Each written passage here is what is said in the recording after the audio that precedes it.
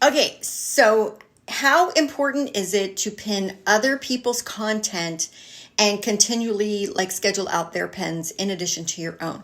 So Pinterest has actually come out and said they want you to more focus on adding new content, so your own content.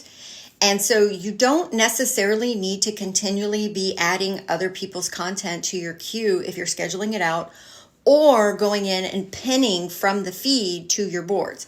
The only time I do this regularly is if I create a new board. So when I create a brand new board, I will immediately go into the feed, find 5 or 10 pins that match that new board's description and SEO, add those pins to it. And that's really more to tell Pinterest, hey, this is what this board is about. This is the SEO I want for it. And then from that point forward, I only add my own pins to that board.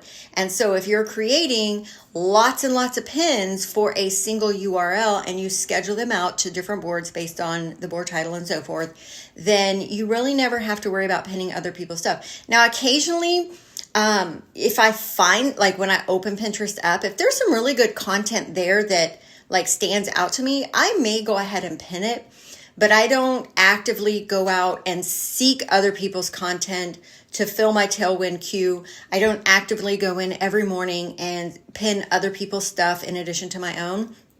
I just focus on adding my own pins to the boards that I've created, and that has been working for me. You know, it's kind of following Pinterest guidance, because what has happened in the past, people would go in and just bulks, you know, if you use Tailwind, you could go in and get like a whole bunch of pins from the feed and schedule them out. And sometimes they're good, sometimes they're not good.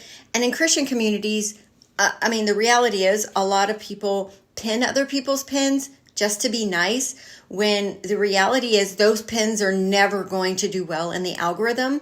And so pinning them to your boards isn't helping yours or the person who created the pins. Because if the pins aren't great to begin with and they're not naturally getting organic reach and growth within Pinterest, then you sharing them or saving them isn't really going to help the equation. Like, the pins themselves need to be great pins in and of themselves. And so from this point forward, I would just focus on creating your own pins, many of them, and scheduling them out to go to different boards over time. And again, if you occasionally find a good pin that just happens to stand out and you're like, that's some really great information, I'm going to go ahead and pin it, then do it. Otherwise, you can kind of X that off your to-do list because it's really not necessary. And I say this as someone whose account reaches between 2 and 3 million monthly views, and I get between 12 and 16,000 monthly views back to my website from Pinterest. So this isn't me just like making stuff up. Like, this is how I've built my account up to where it's at right now. And it's simply not worrying about other people's content in the feed.